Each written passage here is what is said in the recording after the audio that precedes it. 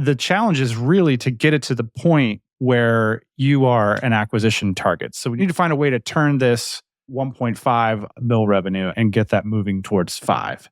And so the question is what are the key strategies to doing that? And where's the money going to come from to make sure that we're moving as fast as we can to reach that goal?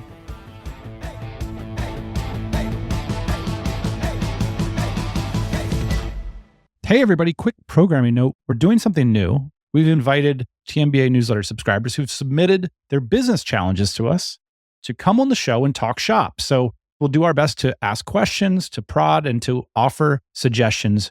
It's like a mini coaching session and business brainstorm. If you'd like to submit your business to us, we'd love to chat. You can do so by signing up for our newsletter. You can see all the information over at tropicalmba.com.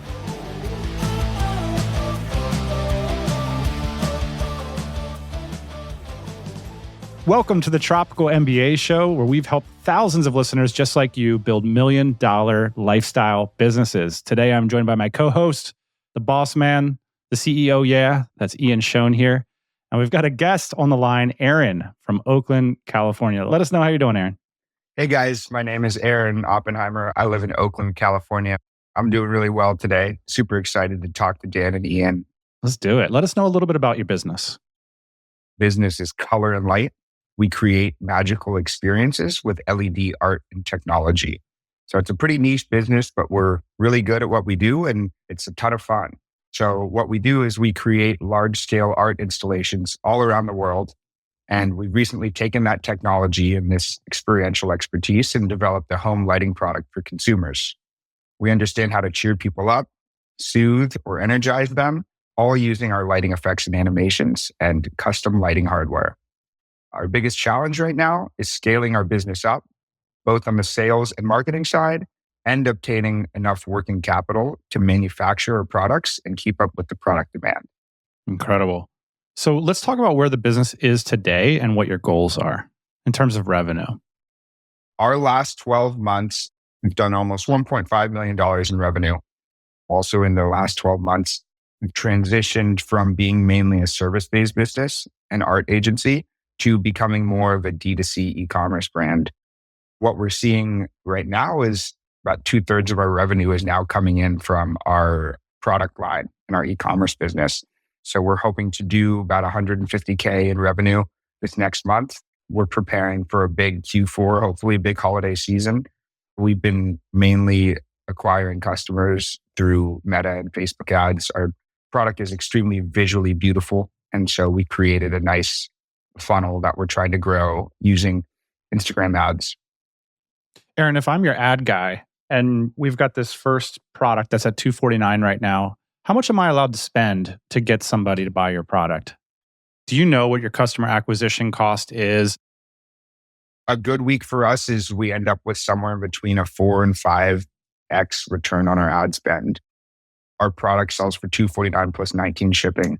So we're spending $60-ish to acquire a customer. Or if you want to break it down to a per unit standpoint, that's where we'd like to be.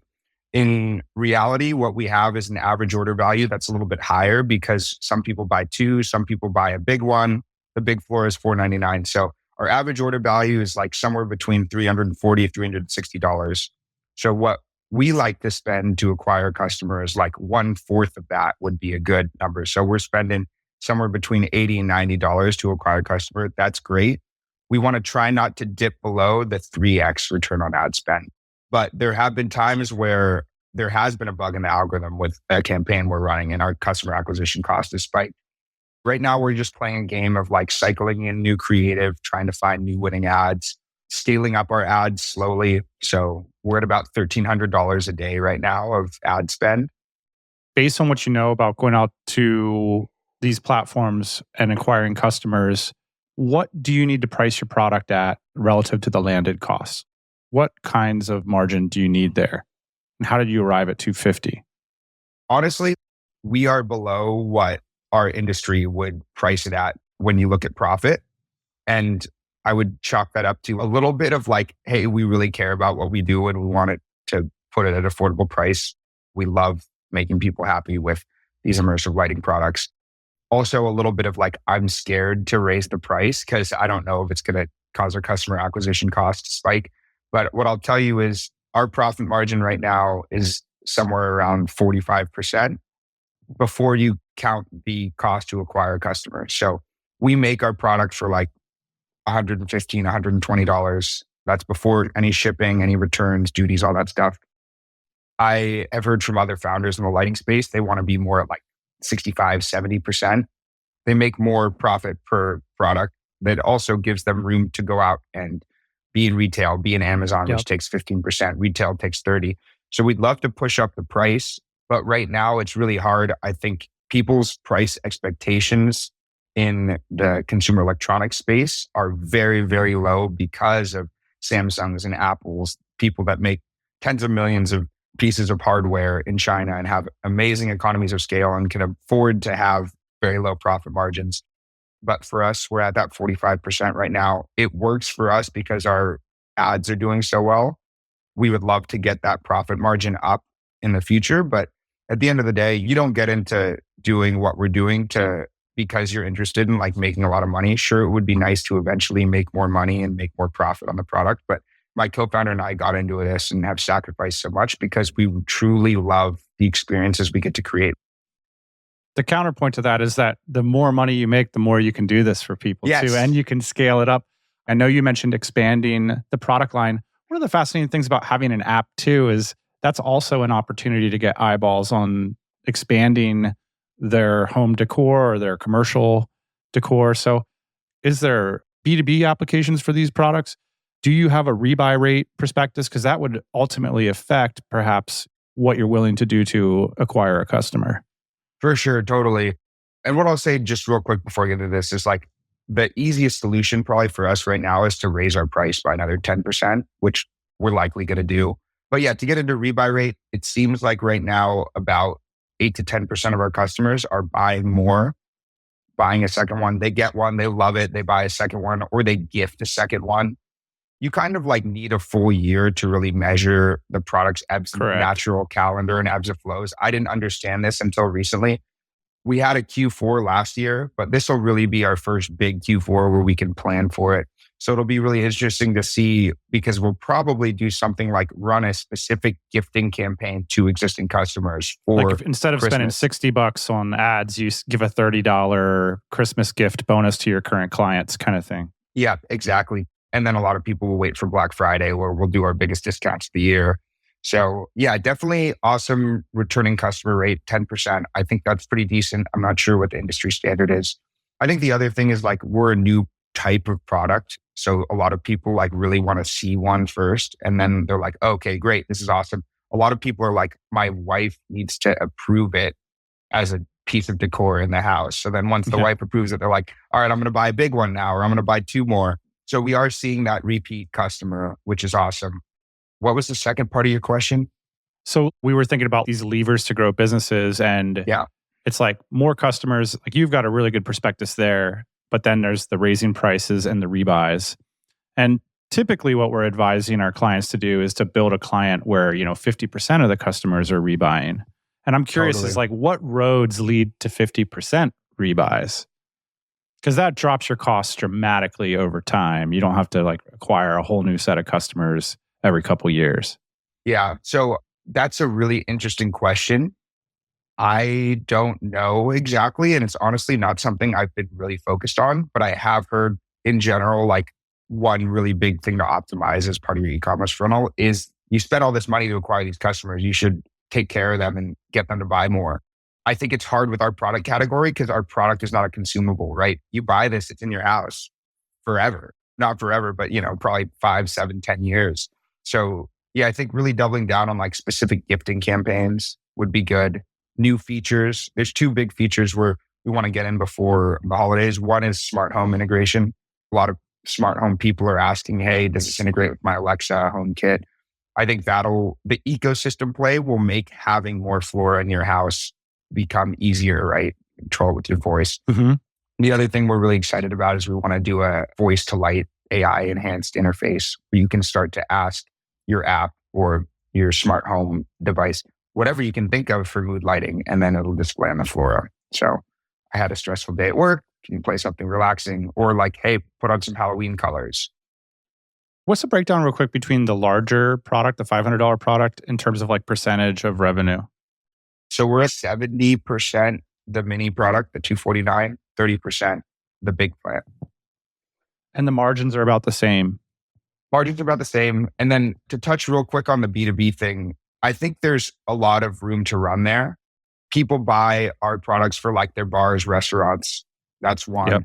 Two, we're like wellness people. So like psychologists, psychiatrists, chiropractors, creating a soothing environment where your client is coming in for a wellness. Spas, elementary school teachers actually have been buying it.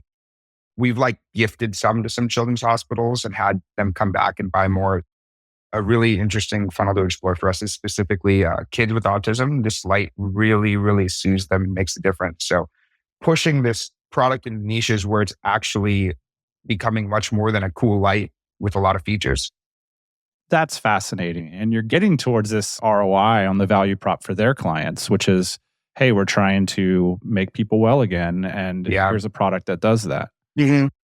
You know, you can only have so many of these plants, I think, in your house. Obviously, It looks cool, but nobody wants all these plants in every room. Yeah. But a hospital or a school is a little bit different. Like you could imagine multiple of these in a larger space or in some kind of B2B environment. Totally. One of the things that you touched on, which I think is interesting, is like, how can we get our customers to buy more of these products? Well, again, in the residential space, maybe you can't. Maybe you just, I could only imagine maybe one or two of these. But you have an underlying technology that you've started to explore. So one way to think about that is like, well, how can we get our technology into other products? One of the consumer product companies that I think a lot about when we're talking about this is like Wyze, the Wyze cameras. I have a bunch of them.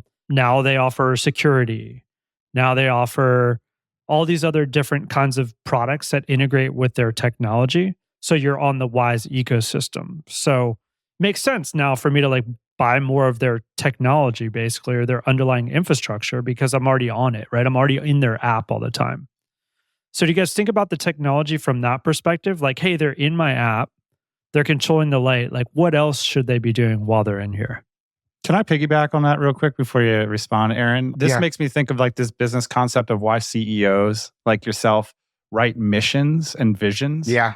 Because it's kind of like, you said one thing earlier, which is the three-dimensional element of how it can set your mood. This is a unique approach to creating spaces, essentially. And your current product is one small pinpoint of an instance of how that general principle could exist in your home. So it's easy to imagine kind of the entry-level drug of like, I get this amazing plant which sets the mood. All I got to do is like click this button and my whole home is outfitted. For sure. I think what you guys are touching on is kind of like the ultimate goal of our business. We've talked about before, we want to potentially just become a software company. So we've created the most advanced home lighting technology. Let's turn that technology into a platform, go out and license it. Then somebody can be on, let's call it the Flora ecosystem, which is lighting, but it's centered around the experience, wellness, entertainment. And so that's our brand of lighting in the home. And then we can start to go out and sell a circuit board that has our technology in it, integrates with our ecosystem. And then other lighting manufacturers can just plug their lighting into it, right? And so that's the direction we would love to get into. And then that gets really big lighting companies interested in acquiring us. So typically, you know, we've seen a lot of companies like this. I mean, the first things first, we should sort of circle back to your key challenges, because I'll like present a meta picture of how this sort of thing typically works and get a sense if you agree with that entrepreneurial narrative. Obviously, there's ways to deviate from it, but you're obviously a very talented guy that has a proprietary product with interesting technology and product market fit. Now, the challenge is really to get it to the point where you are an acquisition target. And typically that's going to happen somewhere in the $6, $7, $8 million a year in revenue. And that's where you can really capitalize the company and then go for the big platform software play. Is that basically the idea? So we need to find a way to turn this 1.5, of which about we're almost at 1 mil with the consumer product, and start to get that moving towards 5. And so the question is what are the key strategies to doing that? And where's the money going to come from to make sure that we're moving as fast as we can to reach that goal? So now we're getting into like, these are the problems that keep me up at night right now today. But one thing about that whole word salad that I wanted to point out, Aaron, is like, you are the type of founder, this is the type of business, this is the type of product that achieves that outcome. This could easily be generational wealth for you. So that's the opportunity we're talking about here. So no wonder you're losing a little bit of sleep about it. Yeah. And thank you for saying that. It really does feel good. I've given up my whole career for this product and what we're doing here. But yeah, this is the crux of today, is getting this company from 1.5 to 5 to 7. And we think we can do that without even really releasing more products. We have 2 products in the market, getting them more mature. But yeah, I would say like what we're looking at doing now is, one, just optimizing our channel that's working, right? And scaling that up. So really doubling down on Facebook ads, conversion rate optimization. What do you think the ceiling is for that? And by the way, that's the first place we always start with everybody, is like, more is the best strategy. Not go out and find 10 new channels. Facebook works. We have the math. How do you double down on it? What's the max? I would love for the max to be like somewhere around 5 mil a year in revenue. I think it might be more like 3. And that takes your $1,300 a day spend to what? Like, how much do you think you could spend on Facebook and make it work? My guess is maybe 3,500, 4K a day.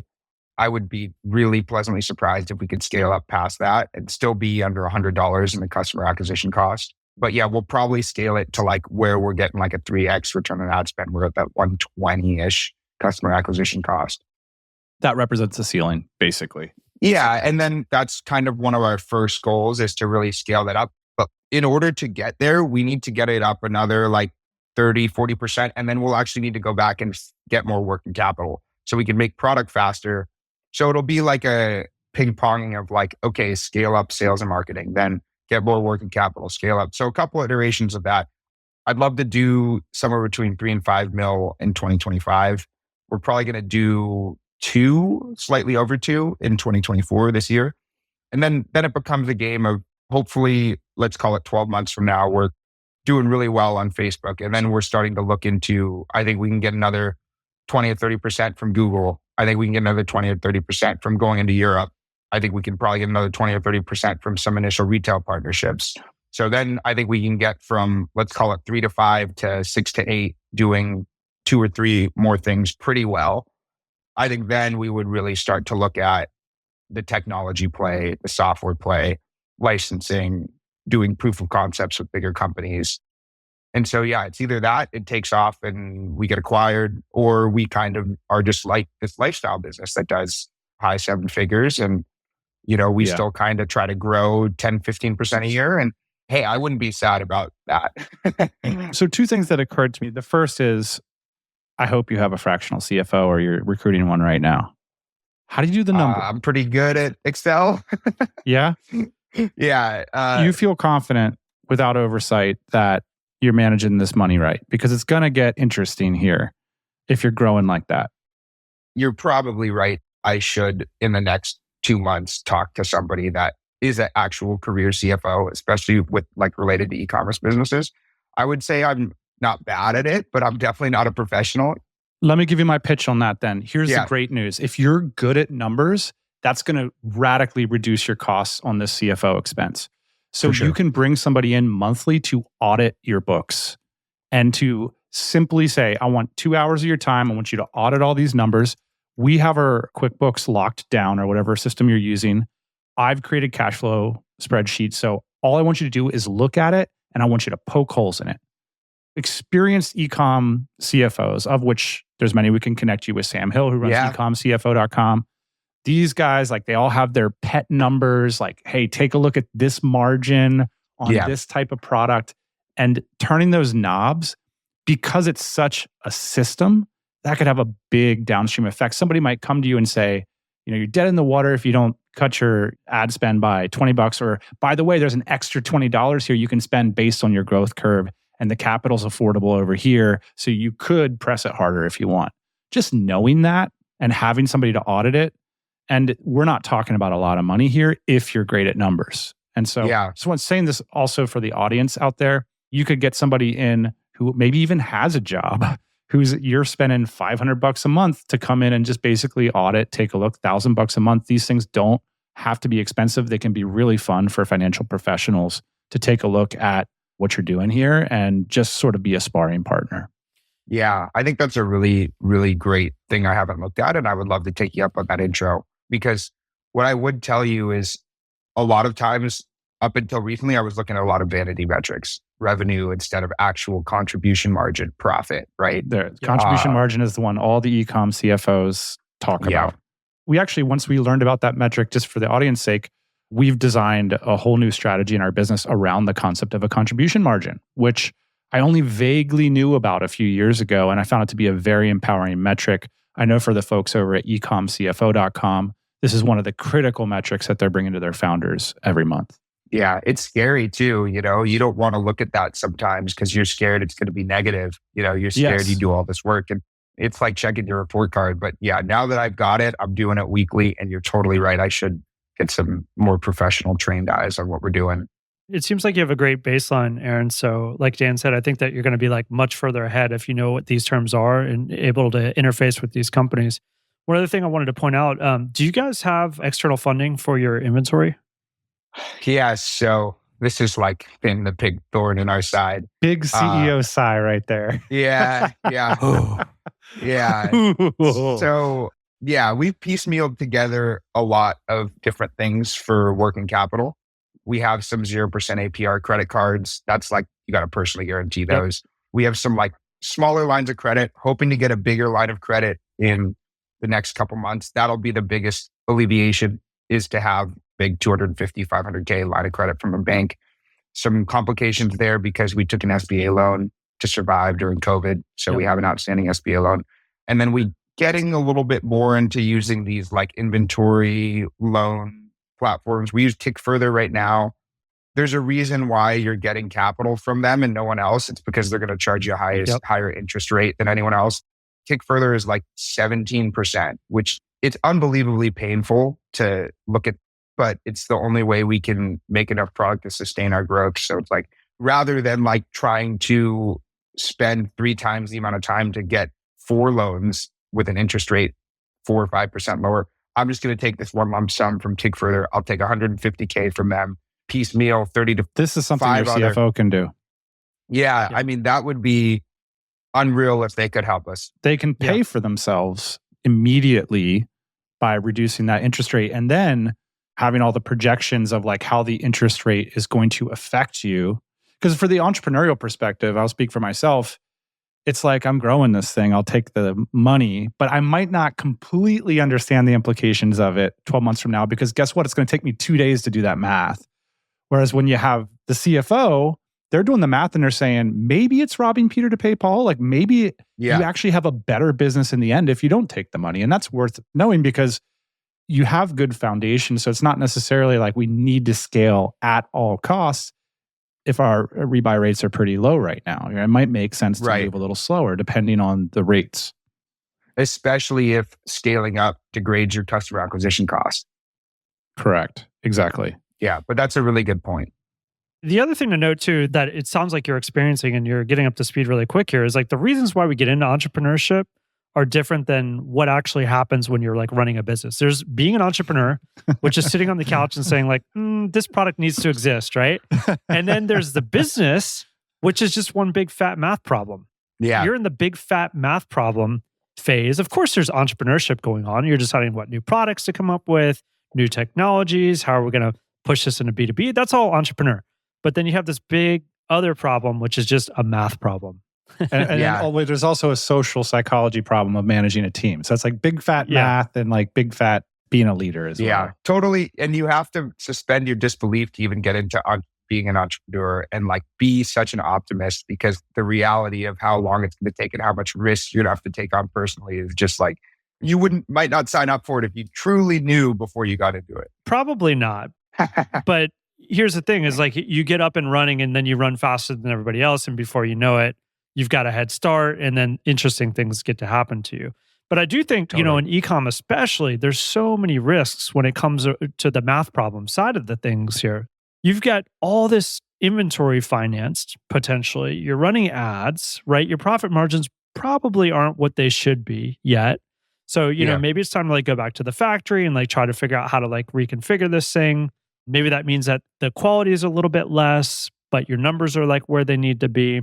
And then also the question in the back of my head, which you said comes a little bit later, but I think it could basically come at any time, which is like, I'm going to buy Aaron's product and then I'm going to send it to my Chinese manufacturer. They're going to reverse engineer it. And then maybe I buy it. Or what happens these days is the Chinese manufacturers just do it direct. So their numbers get incredible because they don't have the same cost as you. They don't have the office in California. They don't have the shipping container cost. They just ship it directly. Yeah. So getting the numbers tight is one thing, but then understanding that China can cut you off at the knees at any time, basically, and have better margins than you is another problem. You're right. The personal risk thing is difficult, right? And I think we're a little bit riskier because our product is more expensive and takes longer to make than most e-commerce products. Every piece is custom. We design our whole supply chain. We roll our own circuit board. This is not like some design you make on Figma and take to one factory. But if I were to break out some numbers, like let's call it, we have 500K or 400K of working capital that we are on the hook for, right? We're personally guaranteeing this. Maybe some of it is not personally guaranteed, but that's the amount of working capital we have to get to make, let's say, 35K in contribution margin a month, right? So we're on the hook for 400K and we make 400K of free cash flow in a year. That's the ratio I'm seeing right now. So it's like, okay, if I want to make 600K in free cash flow a year, I've got to get my working capital up to 600K, which means I'm personally responsible for 600K. And the more we go, the more things are de-risked and the more appetite we continue to have for taking on those responsibilities. And I'm sure it'll get to a point where a bank is like, you know what? Okay, you don't need to personally guarantee this amount, right? Or we can roll everything up to one line of credit versus 2 credit cards, 3 companies, right. one line of... So we're getting there. And I read the book Shoe Dog. Have you guys read Shoe Dog? Yeah. Mm-hmm. I just imagined you in like your best outfit, just going bank to bank. That's I literally imagined that. Or your new CFO. Yeah. That book gave me so much validation for like, no, this is normal. This is totally normal. And I honestly like the China risk is just kind of like play your game. And if something comes up like that, you'll deal with it when it comes up. There's no point in me worrying about that now, honestly. I feel. Yeah. At least that's the place my mind's at. I agree with that. I mean, there's a couple of things here. One of the things is I think your strategy makes a ton of sense. So towards the end of the episode, I have like a few things that I will focus on that I'll leave you with. I'd love to like circle back, in some time and see where you're at. This has been... I'd love to come out to one of your retreats, honestly. That would be great. I think you'd really get along with other DCers. You got that like DC spirit of like being open about your business, being engaged, passionate about the product. I'm curious, like, you have a scale plan that doesn't involve product development, which is a really good sign, which means your scale plan is sort of more right now versus new or better or, all this stuff, which is great because it's typically more affordable to go from $1,300 a day to up to $3,500 a day. However, there is this idea of like, well, maybe if you get those numbers on rails, it could inform the product line because you're like a product passionate guy. You said earlier, like, I'm selling it for more affordable because I'm passionate about getting this in the home. But it is, now that you have models, having those models could inform the product line a little bit more. Like, why isn't there a more expensive product? And could there be a way we could develop one sooner and affordably rather than later? Is there something we can do in the $3,000 range? If we're working backwards, those numbers could start to look a little bit better. Yeah, honestly, it's a good question. And I think we need to do some market research because I think I would rather go down market and go 169 than 3,000. Just because the median of Meta and Facebook is you are just going to have that lower income customer. Whereas if we were going into West Elm and interior design magazines and being perceived as more of high art, then I would say, yeah, let's make a $2,000, maybe $24.99 product. Maybe it's a branch chandelier you can hang, or it's a massive tree. We do have a somewhat productized, like $20,000 tree. That's like this 10-foot tall tree and a planter. So that is a high end, but that's a lot of money for somebody to spend on their home. So I do think you are right that there is some space to play in the 25, 3K range. And I think we really do want to take swings at transitioning to being a software play versus going to 5, then 10 products used. And eventually our margins are going to get competed down. And we go back to like what makes us unique. And we are amazing at experiential design expertise using lighting technology. You take the essence of that. The essence of that doesn't require a specific piece of hardware we design and create. So I think we really just go back to that and that reaching as many people as possible. And it really does lead to other people making the hardware, and it leads to software play potentially. Yeah, I mean, there's always this tension between product and brand and passion, and then the ability to do it. And there's like a entrepreneurial beauty to that. And then there's the passion for the cash flow. And when that cash is right, we have the energy to do our passion and brand long term and to make it work and to have a generational exit where you spend the rest of your life solving any problem. And so I would say, I think you're in a really good spot. We do a lot of coaching calls. I mean, we haven't looked at your P&L, but this is something we want to follow up with. I think it's a really amazing, life-changing opportunity. I think the product looks incredible. There's not a lot to say here, except this is a one big money problem, as Ian is saying. You've built a financial contraption. I would say you need a partner in that vis-a-vis a part-time CFO. Yeah. And we need someone who's confident enough to press you on product assumptions and roadmap and start to look at it as a financial engine that has the potential to change your life forever so you can pursue your incredible talents for the rest of your life, from whatever beach or foreign country you choose. Yeah. And then I really look at rebuys as a big opportunity, and then finding the ceiling of more. When we talk to clients, it's always like, there's 3 different categories. It's like, you can do more, you can do better, you can do new. And it's always best when the answer is more. And when I asked you to lay out that strategy to 3 million, you said more. We can just get there by doing what we're doing. I would say do it as financially intelligently as you can, as aggressively as you can, while not, robbing Peter to pay Paul, so to speak, not making any financial mistakes along the way. If we were a coaching client, those would be, I'd clap my hands, chapeau to you, good sir. Let's talk in 90 days. Like, this is incredible. Your plan checks out. There's no enormous red flags here. All those red flags are going to be found on your P&L. So that's the place we got to look. We want to move as aggressively as possible without effing up. And the F up will happen financially in these sorts of cases. Yeah. And I do think if you guys would take a look at if you guys did, you would say you need to get your profit margin up. And what I'm going to say is we're going to try taking our floor price up to $269 or $279 and just see what happens. And if it doesn't mess with our acquisition costs, then we just bought ourselves another 10 points of margin almost for free.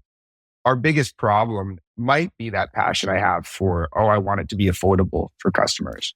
I'll say it is a asset if you have a partner involved who's pressing you. You're the sweet, you need a salty man. You need a salty Yeah. And someone to say, you're so smart with this product, you're so talented, figure this one out. So I wrote down, here was my 3 notes. I just said CFO, rebuy, price and margin. That's it. CFO, rebuy, price and margin. We tweak each of those buttons just a little bit, and this thing has incredible potential. I mean, you've already demonstrated it. So it's just a matter of managing it at this point. Totally. Cool. And this has been super fun conversation. And you guys are coming in with a different perspective than a lot of people I get to talk to. I think you're doing a great job with understanding sequencing. First things first. And I think your big visions do have the potential to materialize, but we got to get that next $1 million in product sales. So let's first things first, we work our way up. You'll be capitalized well enough after the 5 million mark where now you can really take a swing at maybe some bigger opportunities. And so it all starts with getting the basics right, which is those financials and getting up to that revenue level, getting the next $1 million in the door effectively. Aaron, I only wrote down one thing for you because you're doing so many things right and because Dan touched on it. It is the biggest financial mistake of my career so far. And it's just a few words. Move out of California. It's true. The tax implications of running and owning a business in California are terrible. You should figure out a way to incorporate outside of California. I understand that there's some things that are more important than money. Obviously, I think one of those things is where you live and who you're with and the things that you enjoy and your quality of life. So you might not want to leave California, but you should figure out, I don't know exactly how you're incorporated, but potentially a more sophisticated way of running your business in that respect. You're totally right. Definitely something to keep in mind.